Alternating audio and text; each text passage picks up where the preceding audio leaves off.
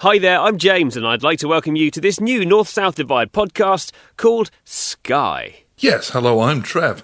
Exciting news for us is that we've been asked to produce a breakfast TV show. So here it is. We call it Good Morning Internet. You might call it that.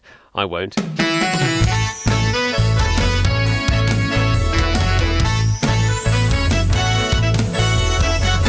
In this podcast / breakfast TV show / dogs breakfast TV show / scraping the bottom of the barrel extravaganza, we'll bring you all sorts of interesting articles, guests and the news stories that affect you. That's right. Today's guests include someone you've never heard of from daytime TV trying to sell you a new programme they're involved in. Someone who used to be an extra in Holby City trying to sell you a book that they've written. And someone who used to be a fluffer in adult films giving a no holds barred. No holds barred. We'll have to cut that gag right out. You think? Well, yeah. What else do we have on the show? Well, later we're looking at the latest in corduroy pillows and seeing why they're making headlines. Right. If you have an opinion on any of the stories we touch on today, please feel free to email us here at the studio at comedy@trevs-shed.net. In fact, if you have no opinion at all on any of the stories, you can email us. If you've been affected by any of the stories, please email us. Even if you haven't been affected by any of the stories, why not email us anyway and let us know how it hasn't affected you and your opinion on that?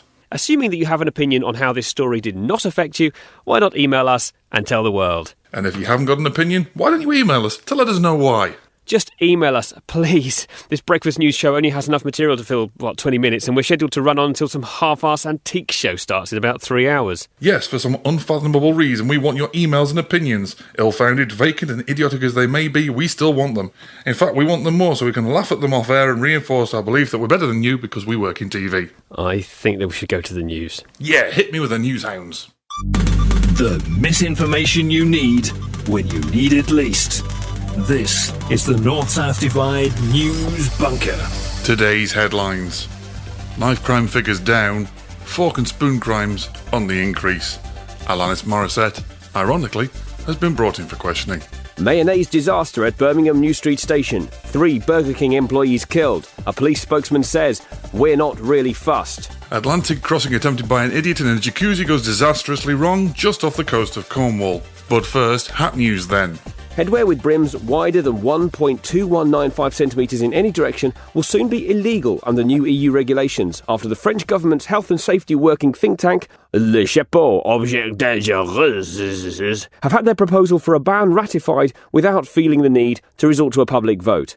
The ban is intended to reduce the incidence of head collisions, especially when walking around with an accordion, but has raised concerns by public interest groups, but not public disinterest groups, about the consequences, which could mean imprisonment for anyone possessing a quiff, and police given powers to crop hoodies using council-approved pinking shears. A statement from a spokesman with a spare pen was read out by this old woman. I think it's a real shame that I think that's bureaucrats seem to prefer...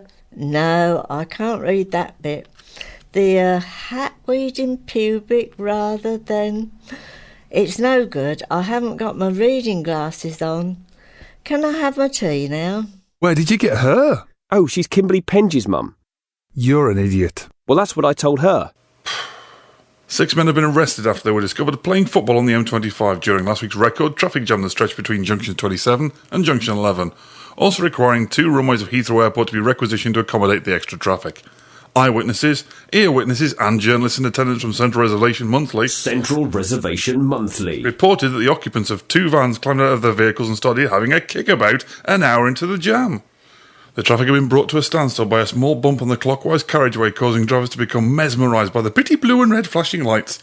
But the hold-up was further compounded when other drivers joined in and refused to stop when police tried to intervene, demanding to continue play since it was next goal wins, and somebody had got the ball caught on the gantry. We sent Kimberly Penge to the motorway to find out more and recreate the highlights of the game for our special feature, Smash of the Day.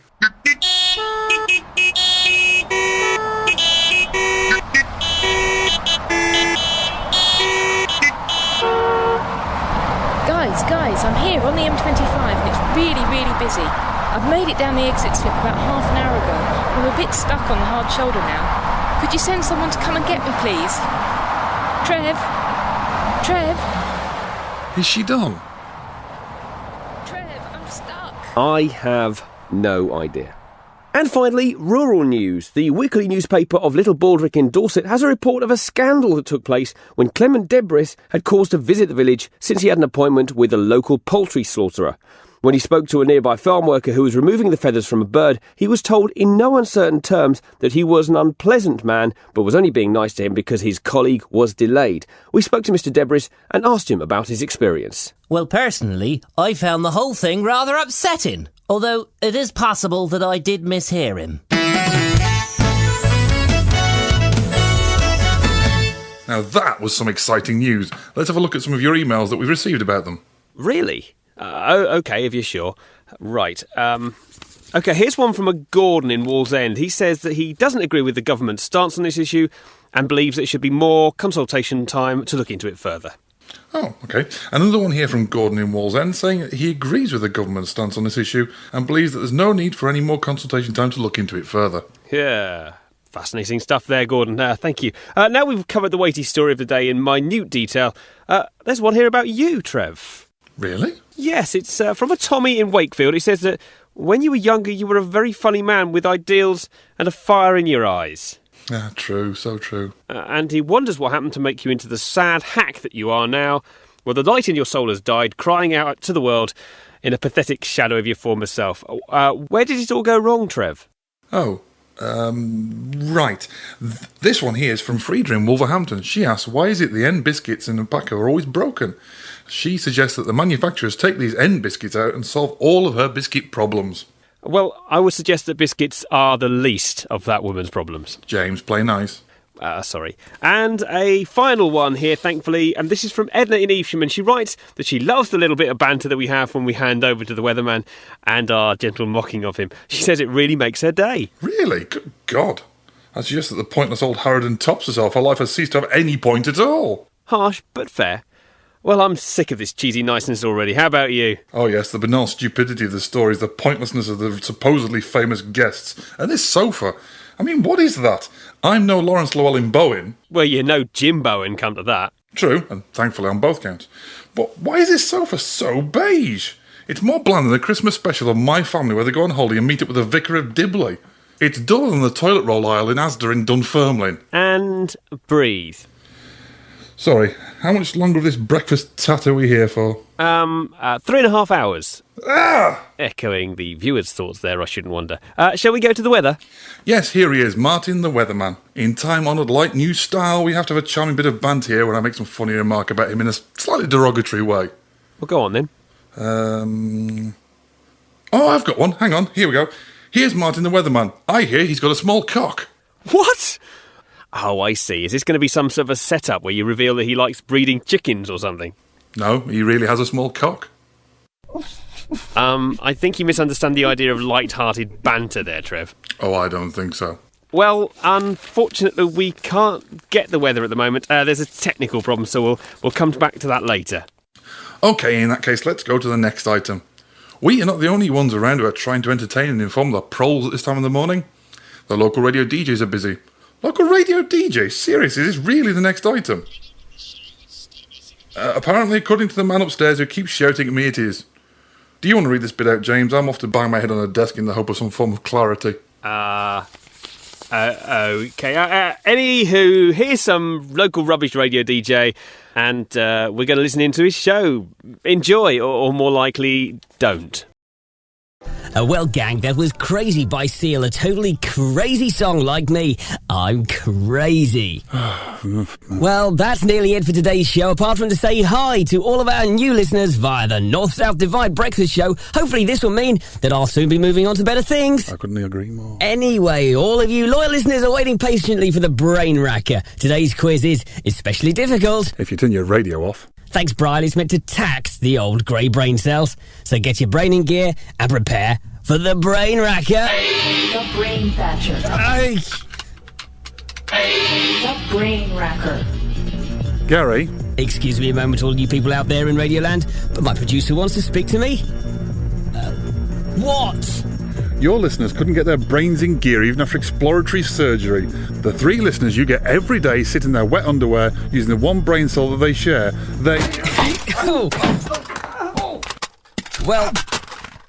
Well, here it is, gang. The Brain Racker. To think I could have worked with Dave Lee Travis. Well, let's get on with the quiz. The question is this. Which famous pop singer's real name is Elton John? You know the number, just ring in, and it seems like we already have a caller. Hello, line 1, who's there? Hello, Gary. Is the answer the 1947 Isle of Man TT race? Thank you, caller. I'm afraid you're wrong. Again. I'm sure if you keep calling in with the same answer every day as you do, then you'll end up winning something.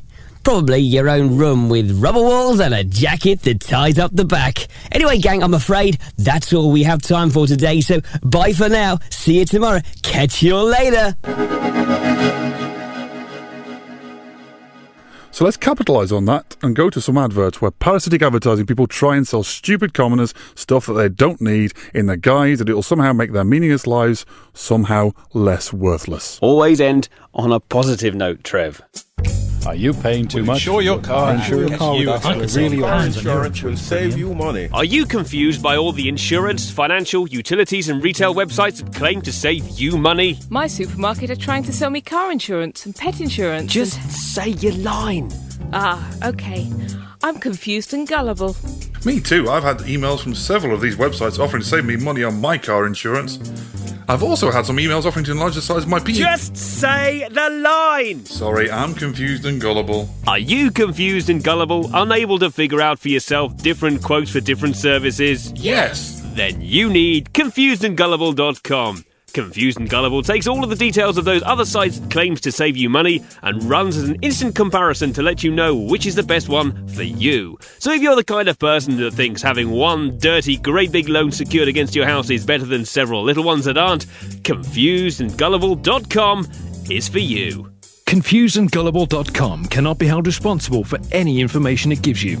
It will sell all your information to a Nigerian spamming cartel and will incessantly call you back to offer other cack you don't want. You won't care though, as you're confusedandgullible.com.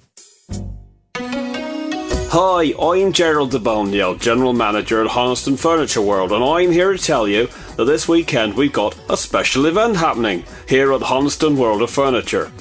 Yes, that's right. Due to a fraudulent insurance claim this weekend, we're having a stock liquidation sale where everything must go. Sofas, armchairs, even wardrobes and occasional tables must go. And when we say must go, we mean must go. We'll be pureeing the prices on every item in the store. But that's not all. Here at Honeston Furniture World, we will be literally liquidising every item in stock. So for the perfect blend of low-price furniture, come to Honeston Furniture World at the Retail Park just off the Ring Road this weekend, and you'll not walk away disappointed.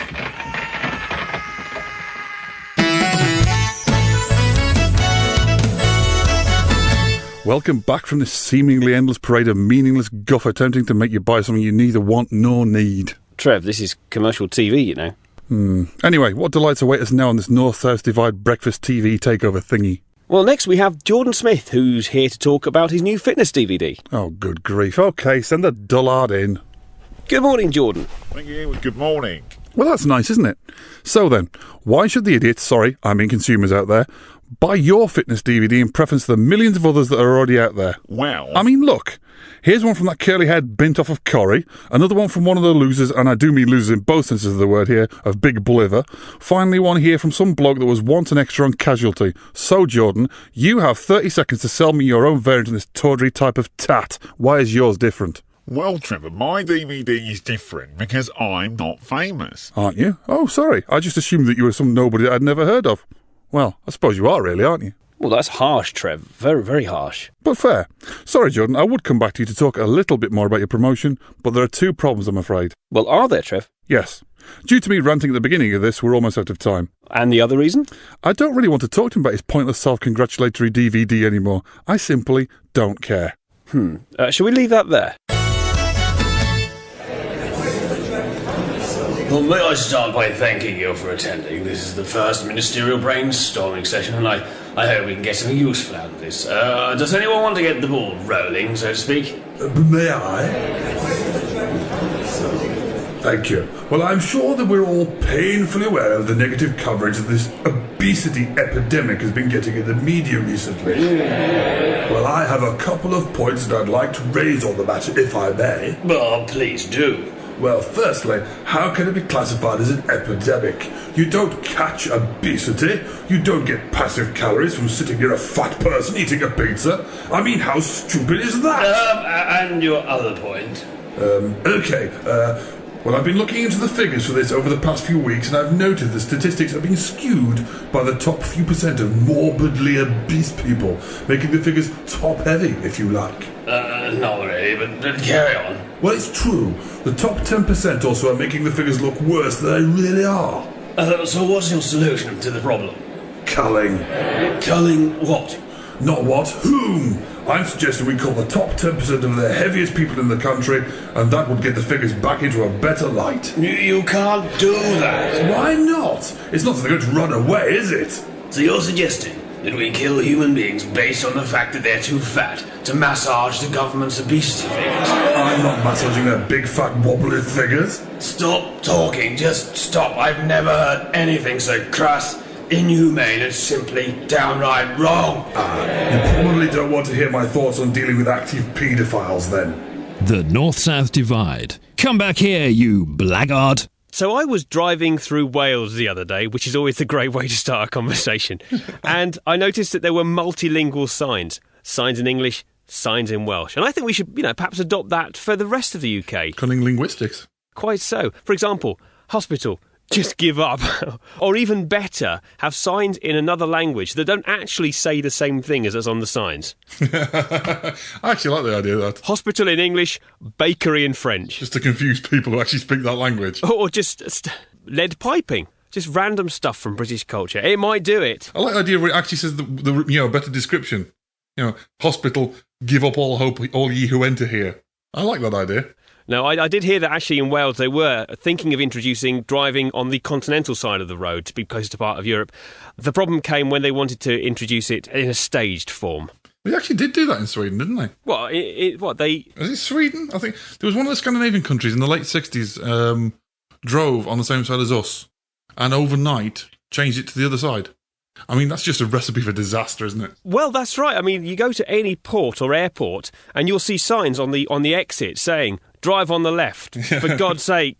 Get back on the other side! We went to Gran Canaria a few years ago and I was driving in Gran Canaria, and it's all right once you get going, but every time I started moving off, I'd go to the wrong side of the road, just out of habit. Because you're so used to the car being on that side of the road, and you suddenly see a car coming towards you and think, back over. This, ladies and gentlemen, coming from a driving instructor of many years standing. Exactly. Which is quite a clever trick if you can do it. Yeah, with my head out the sunroof. If you haven't seen Trev, that is a sight to behold. He has to wear a hat for low bridges. Do you remember those toys you used to get in the 70s and the 80s, the cars with the big characters with the head stuck out the top, the cartoon characters? That's me at work.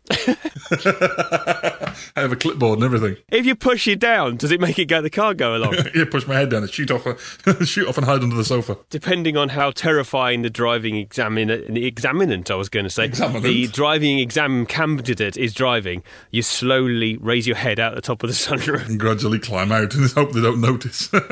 Suddenly dive out sideways, do a barrel roll, and I'm still standing! And then I get the judges there with a 10, 8 at the side of the road. Dismount. The test passing depends on how well you manage to escape from the, but often, burning vehicle. Exactly. Yeah, I think more of the onus should be put on my talents, not theirs. And dismount. I meant to do that. We've moved on to the subject of driving tests, obviously, since it's an arena in which you're particularly familiar. I wonder what would happen if one of the exam candidates was sitting in the car and you pulled out a hip flask and started chugging back vodka, or what seemed to be vodka as you were going along. May have done that when I was an instructor. Not literally. I was on a lesson with one of my pupils, and I always used to have a bottle of water in the back of the car, and I reached back and grabbed it and went, "Oh, quick swig of vodka," and so I took a whack of it, and he went, "Really?" No, not really. Wouldn't be a good idea drinking vodka on a driving lesson. Probably wouldn't be a best way to go ahead, but he really believed me, bless him. Saying that, he's the same person who on a lesson once got passed by a Bentley, I think it was an Arnage, one of the big Bentleys anyway, shot past me. And I said, I wish my brother wouldn't borrow the car when I'm working.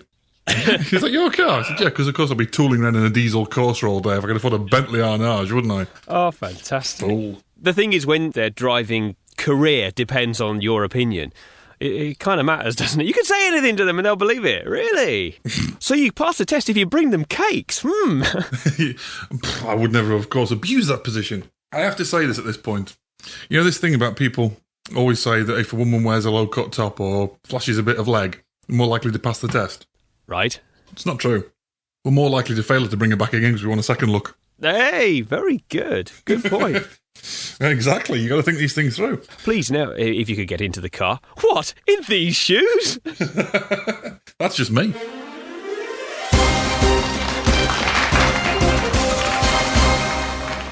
Now, regular listeners to the North-South Divide, and by regular I mean they listen a lot, it's no way a reference to their toilet habits. Anyway, regular listeners will know that we often have Zarg the Alien on as a way of looking at human culture from an oblique angle. No, you have me on because I'm cheap. Well, that too, obviously. Anyway, today we've dragged him in to look at your stars. What? Your stars? Yeah, you know, astrology. What can you tell us, Zarg? Well, I can tell you that if you really think that the huge lumps of rock and cosmic and stellar dust swirling chaotically around is some way of divining your future, you need all of the help you can get. Oh, and I would add to that, if you believe that, and you believe that the best person to interpret this for you is Russell Grant, then there really is no hope for you as a species. Well, you're saying that astrology is not a valid science? Science! Science! You have people in your midst that have created great works of science, sports, literature, art. You're the species that gave the universe music to lighten the very soul, art to move the spirit, science to change yourselves forever, and yet some of you still think that this rubbish has any significance at all. If some piece of mud spinning infinitely in some forgotten backwater of the galaxy has any effect, cosmically speaking, I really, really doubt whether it's to help you decide whether to buy the blue or the red dress. You know what I mean? Okay. Have you noticed as well that it's almost always women that believe this sort of stuff?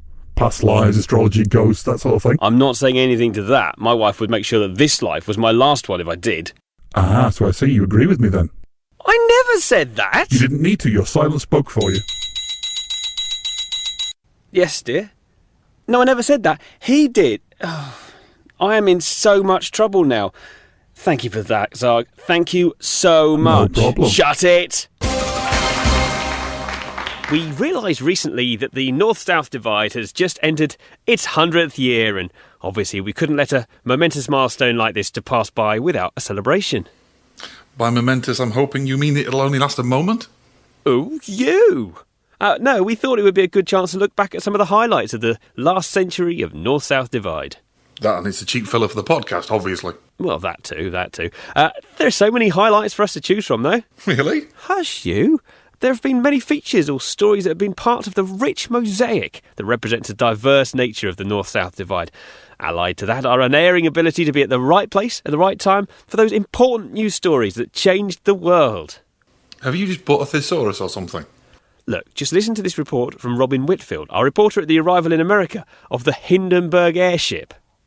On this rather windy day, I'm here to tell you of the first transatlantic voyage of the Zeppelin Hindenburg in 1937. It has made one voyage from Germany to Brazil already this year, but this is the first time it's come to the United States since last year.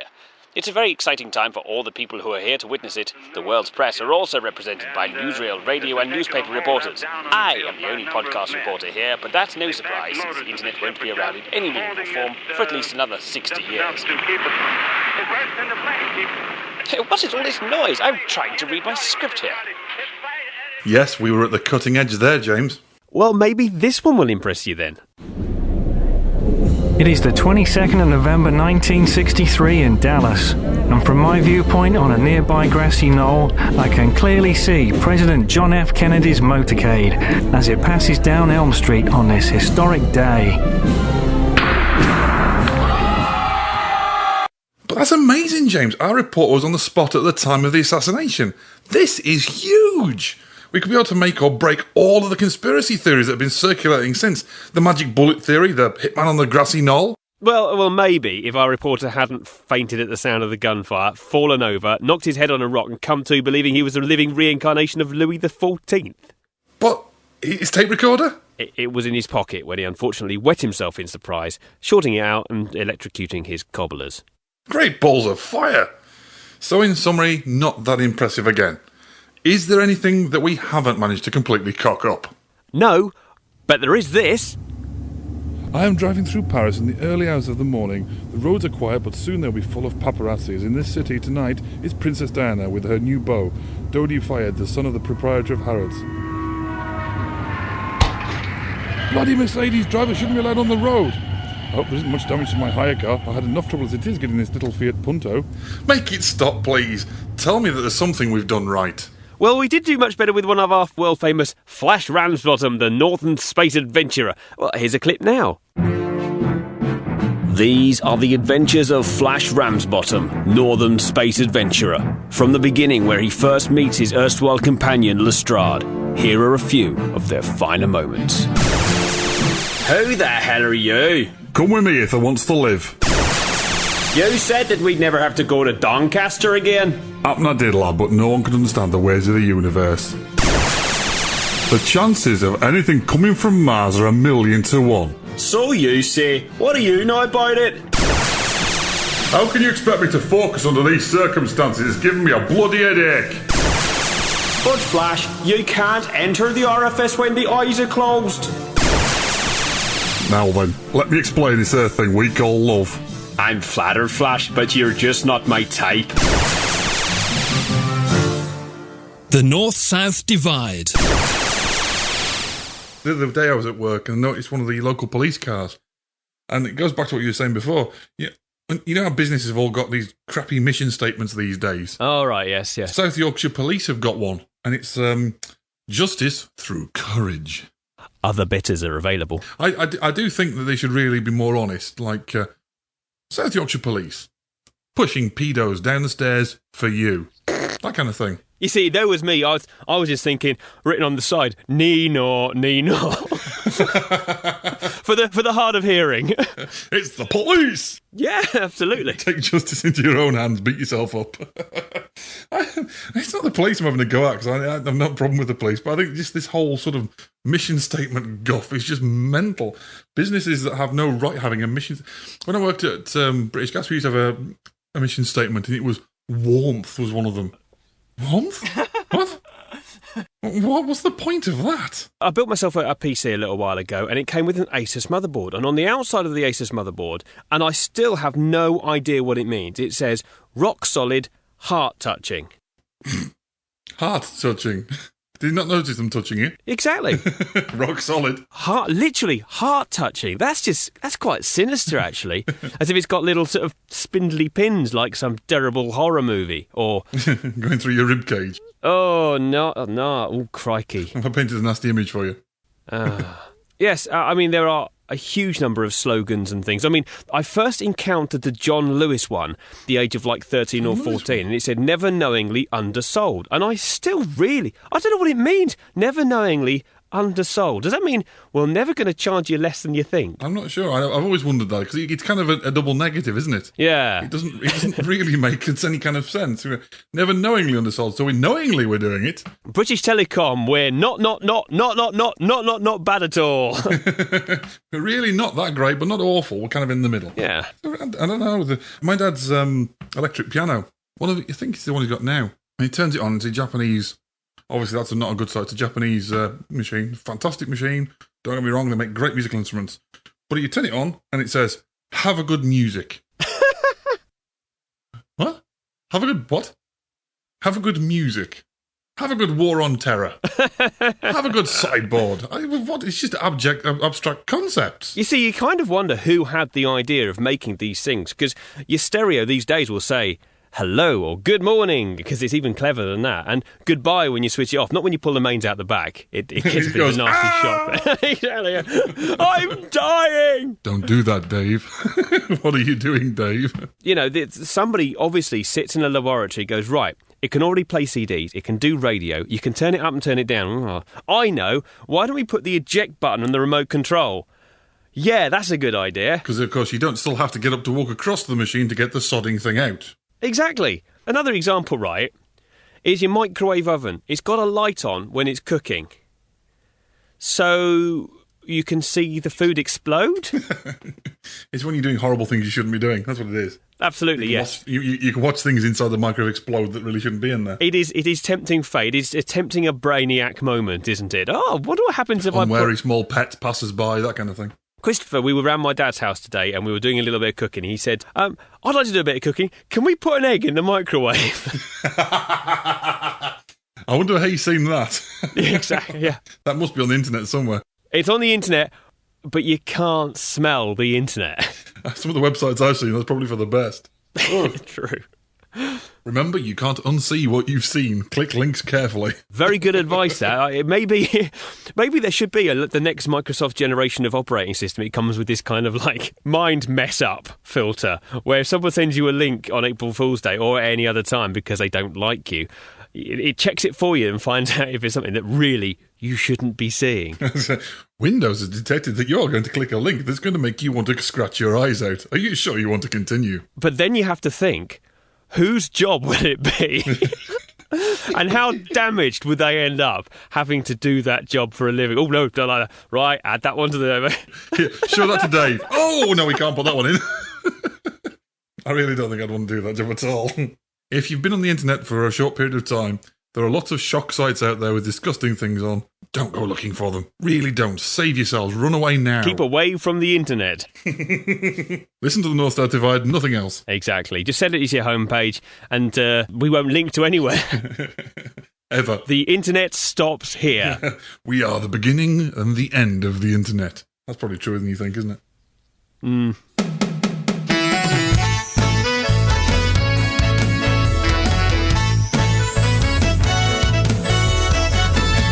All right, so that is the end of that, at least. You'll get your usual dullards back tomorrow to present this mindless guff. That's right, James, and you and I can go back to whatever it is we really do. Started well, Trev, but you sort of petered out a little towards the end. What is the point? Should we just wind this up? Yes, let's. I want to get down to Argos. I've got some really cheap jewellery to buy for people that I don't really like. Oh? Well, it's your birthday soon, isn't it? Yes, actually, next month. Uh-oh, wait, I see. Thank you for watching this North-South Divide breakfast show. It was written, performed, recorded and probed by Trevor Shipp and James Hart, with additional voices from Steve Palmer, Beth Hart, Richard Vobes from The Vobes Show, Paul and Judy from Total Podcastrophe, and the massed band of ne'er-do-wells who sit near me at work. Oh dear, that recipe that celebrity chef made earlier is playing havoc with my guts. I just need to pop off to the Krazy. Can you hold the fort? Well, of course. It's not that I actually need you here. Thanks. Oh. As ever, if you want to get in contact with us, you can email us at comedy@trevs-shed.net or visit thenorthsouthdivide.com and you can leave your comments there. I have one last viewer's email, and it's about the level of toilet humour and general childishness and swearing in this podcast. Oh, that stinks. Oh, my eyes are stinging. Oh, well, I think that addresses that email about our level of childishness. I think we should leave that there. Thanks for listening, and don't forget, we'll be back with another North-South Divide sometime soon-ish. Well, you know, when we can be bothered.